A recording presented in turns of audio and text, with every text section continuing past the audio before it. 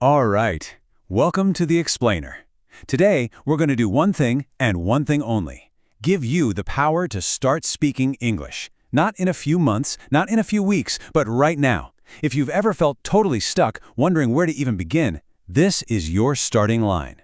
So, have you ever looked at the English language and just thought, whoa, that is a lot of words? It can feel pretty overwhelming, right? You're definitely not alone. It's easy to feel lost before you've even started. But here's the secret. You don't need all those words to communicate, not even close. To actually start speaking and understanding people, you just need a small, really powerful set of the right words.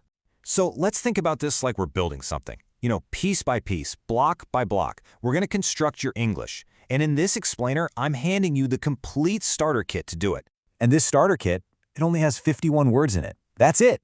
I'm serious. With just these 51 words, you can cover who you're talking about, how they're feeling, where they are, and what they're doing. This is so manageable. Let's get started. Okay, so first things first. Every sentence is about someone or something. We have to know who we're talking about. So our very first building block is for exactly that, the words we use to stand in for people. And here they are, the stars of the show. I, you, he, she, it, we, and they. Almost every single sentence we're going to build today is going to kick off with one of these 7 words. All right, we've got our who. Now, let's add some flavor. How are they? What are they feeling? For this, we need describing words. These are what add all the color and emotion to our sentences. Words like happy, sad, tired, or hungry, these are probably the most common ways we describe how we're feeling on any given day. We've also got words to describe stuff, like big or small. So we have a who, like I, and we have a description, like happy. How do we stick them together? Well, we need a special connector word. Think of it like a piece of linguistic glue. In English, that's the verb be. It just changes its shape to am, is, or are to build that bridge and make the sentence work. And just like that, boom! We've built our first sentence. Look at it. We took our who, I, added our connector, am, and threw in a description, happy. I am happy. It's simple, it's clear, and it's a complete thought you can say right now. Let's do one more so you can see the pattern. Who are we talking about? They. What's the connector? Are. In the description? Hungry. Put it all together, they are hungry. See how that works? You can already express a ton of different feelings just by swapping out the blocks. You ready to make these sentences even better? Because good communication isn't just about who or what, it's also about where and when. So our next set of building blocks is going to add exactly that context. Let's add in some common places you might be: home, school, the park, and of course the days of the week. With these, we can ground our sentences in real life, making them way more specific. Now look at how all these little pieces just click together. We've got our subject, he, our connector, is, where's he, at the office, when, on Monday. With just a few blocks from our kit, we've built a detailed, really informative sentence.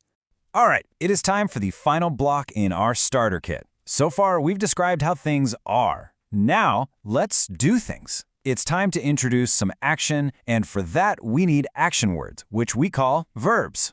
These here are some of the real powerhouses of the English language. Have, go, like, need, want.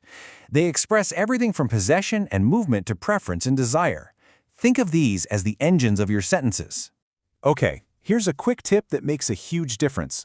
Do versus make. In Spanish, you might just use hacer for both. But in English, we do tasks and activities, stuff without a physical result like I do my homework. And we make things, creating something physical like I make a coffee. It's a small detail, but it's super useful to know. So let's put one of our new action verbs to work. Pronoun, we. Action, need. Place, a restaurant. We need a restaurant. It's a simple, clear request. You can already see how handy these blocks are for real-life situations. And just like that, the kit is complete. All the building blocks are here. It's time to really feel that, because you are officially ready to start building your own sentences and start speaking. And it all comes down to this really simple formula. Step 1, pick your subject, your who. Step 2, add your verb. Is it a connector or an action word? And step 3, add your detail, the what, where, or when. Subject, verb, detail. That's the recipe. Let's just watch that formula work. Subject, you. Verb, go. Detail, to the park on Saturday. It follows our recipe perfectly, and it creates a clear, useful sentence. You can totally do this. And check out how you can start mixing the blocks. Subject, I. Verb, want. But for the detail, look, we combined a number, 1, with a description, small, and a thing, coffee. You can mix and match these blocks to say exactly what's on your mind. So, there it is, your complete English toolkit. Inside, you've got your pronouns, your adjectives, places, days, numbers, and those really powerful verbs. You are officially equipped. You have everything you need to start a real conversation. The power is now in your hands. You have the blocks and you have the formula. So my question to you is this. Using your new English toolkit, what is the very first sentence that you are going to build?